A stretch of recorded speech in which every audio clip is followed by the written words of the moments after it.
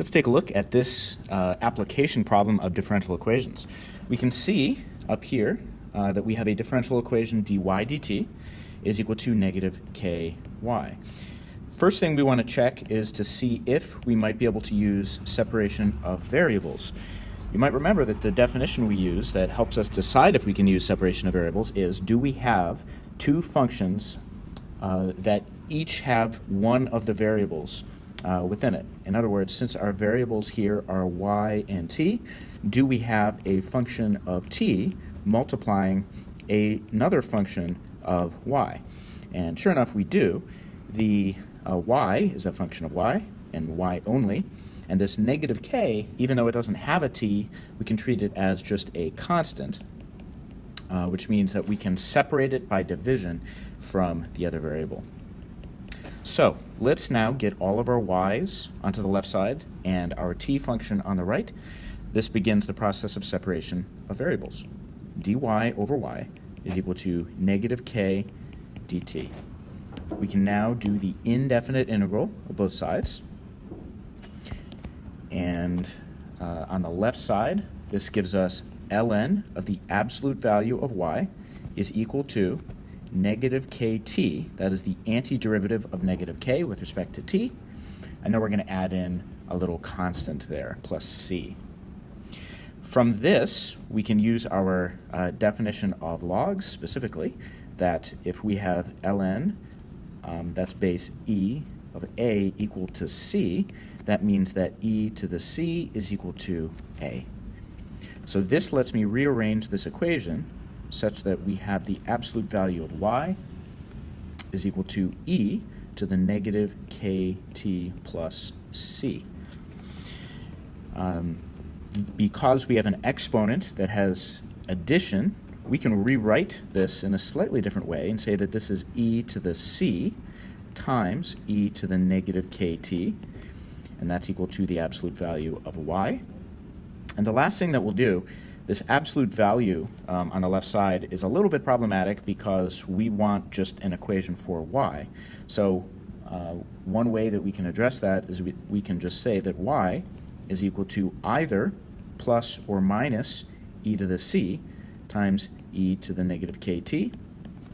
And the last thing that we can do is this plus or minus here, plus or minus e to the c, the value is going to be determined by the initial condition. So we can actually take that entire factor and combine it into a single new constant. And we'll just call that new constant a. That gives us that y is equal to a times e to the negative kt. This is generally how we solve a differential equation that gives us something like this. So dy dt is equal to negative ky.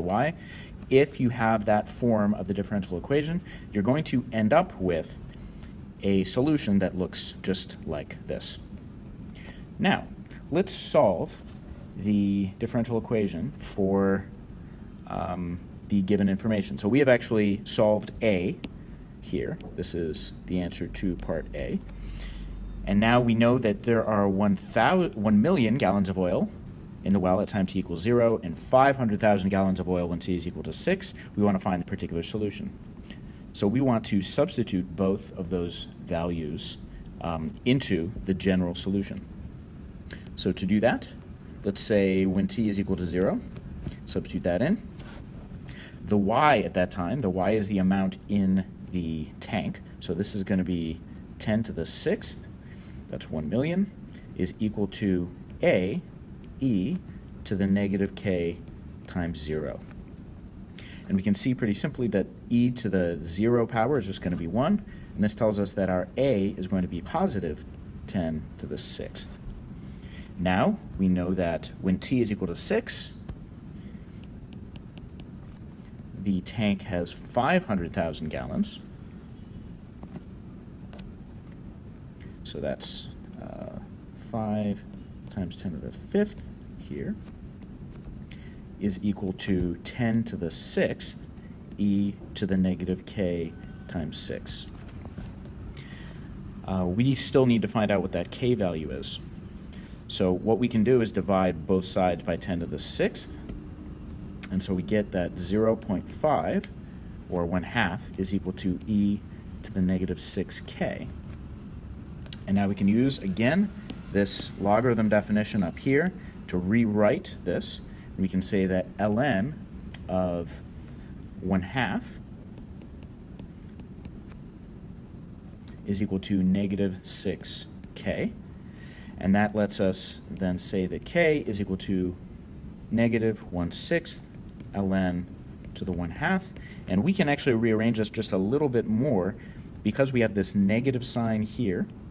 We can use our log property where we have, if we have a ln of b, that's equal to ln of b to the power a.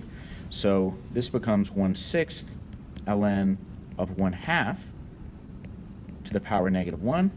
1/2 to the power negative 1 is just 2. So this becomes 1/6 ln of 2. We could approximate this, get a decimal value. We don't need to, though.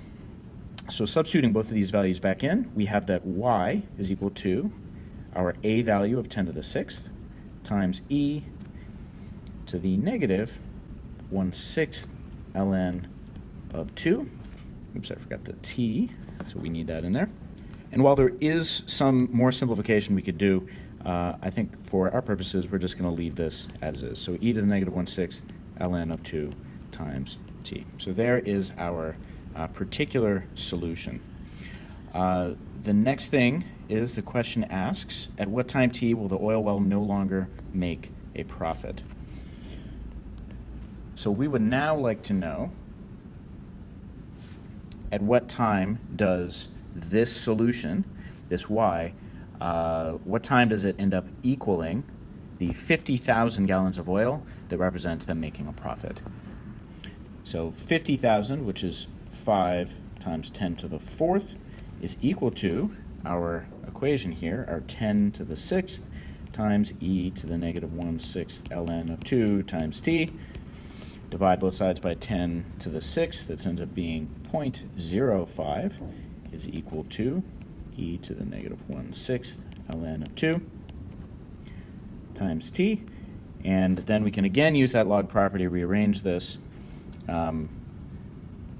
So this tells us that we have negative 1/6 ln of 2 times t is equal to ln of 0.05.